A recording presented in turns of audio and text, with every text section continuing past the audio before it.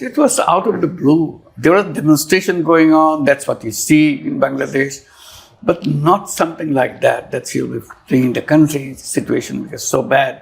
At that time, I didn't know the details of what happened before she left, but the final news that she left. জাতিসংঘ সফরে প্রধান উপদেষ্টার ৫ বছর ক্ষমতায় থাকার বক্তব্য আর বিচারিক প্রক্রিয়ায় দল হিসেবে আওয়ামী লীগ নিষিদ্ধ করা সহ দেশের সমসাময়িক বিষয়ে সাংবাদিকদের সাথে সালাউদ্দিন আহমদের এই মতবিনিময়। দল হিসাবে বিচারের আওতায় নিয়ে আসা। দুপুরে গুলশানে নিজ বাসভবনে এই আলোচনায় তিনি অভিযোগ করেন, আওয়ামী লীগের কার্যক্রম নিষিদ্ধ করা হলেও দল হিসেবে তাদের বিচারের ব্যবস্থা নেয়নি অন্তর্বর্তী সরকার। জানান, তার দল রাষ্ট্র ক্ষমতায় গেলে বিচারিক প্রক্রিয়ায় আওয়ামী লীগের রাজনৈতিক ভাগ্য নির্ধারণ করা হবে। বিচারিক প্রক্রিয়ার মধ্য দিয়ে আওয়ামী লীগের রাজনৈতিক ভাগ্য নির্ধারণ হবে।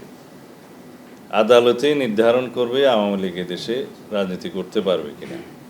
কারণ যারা হাজার হাজার মানুষকে হত্যা করেছে, দীর্ঘ 16-17 বছর ফেসিবাদী শাসন ব্যবস্থা কায়েম রেখেছিল, এবং যারা গুম, খুন, হত্যাসহ অসংখ্য মানবতা বিরোধী অপরাধে জড়িত ছিল, যারা বাংলাদেশের গণতন্ত্রকে বিনাশ করেছে সাংবিধানিকভাবে এবং রাজনৈতিক চর্চার মধ্য দিয়ে, অপরাজনীতির মধ্য দিয়ে, তাদের বিচার বাংলাদেশের মানুষ চায়। জাতিসংঘ সফরে সাংবাদিক মেহেদী হাসানকে দেয়া সাক্ষাৎকারে প্রধান উপদেষ্টার বক্তব্য নিয়েও মন্তব্য করেন বিএনপির নেতা। অনেকে নাকি চায় 5 বছর, 10 বছর, অনেকে 50 বছর থাকলেও ভালো। এই প্রসঙ্গটা মাননীয় প্রধান উপদেষ্টা উত্থাপন না করলেই ভালো করতেন। যদিও আর্টিকেল 106 অনুসারে সুপ্রিম কোর্টের কাছে যে মতামতটা, অ্যাডভাইজারি রুলটা অনুসারে যে মতামত জানতে চাওয়া হয়েছিল, সেখানে অন্তর্বর্তীকালীন সরকারের প্রধান উপদেষ্টা এবং উপদেষ্টাদের শপথ গ্রহণের কথা বলা হয়েছে, কিন্তু মেয়াদের কথা বলা নেই। সেটা সত্য, কিন্তু মেয়াদ তো মাননীয় প্রধান উপদেষ্টা নিজেই নির্ধারণ করে দিয়েছেন। জামায়াতের মতো রাজনৈতিক দলগুলো ভেতরে ভেতরে প্রার্থী ঘোষণা সহ নির্বাচনের প্রস্তুতি নিচ্ছে।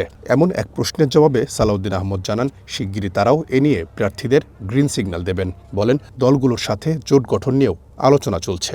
প্রত্যেকটি আসনে একাধিক প্রার্থী আছে, যোগ্য প্রার্থী আছে,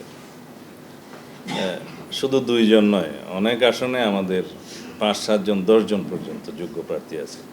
সুতরাং আমরা আমাদের একটা নিয়মতান্ত্রিক রাজনৈতিক প্রক্রিয়ার মধ্য দিয়ে আমাদের প্রার্থী সিলেকশনের বিষয়টা দেখতে হচ্ছে। এখন আমরা সেই কাজটা করছি, জেলাভিত্তিক, বিভাগ ভিত্তিক। আমরা খুব শিগগিরই আসনভিত্তিক একক প্রার্থীকে আমরা মাঠে কাজ করার জন্য আমরা গ্রিন সিগন্যাল দেব।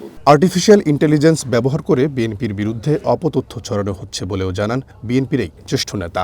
সাধারণ জনগণের রাইট আছে যে কোনো বিষয়ে এটা কোর্টে প্রশ্ন তোলার জন্য। রহিম রমন, ওয়ান নিউজ, ঢাকা। যদি তার ক্ষতিগ্রস্ত হয়।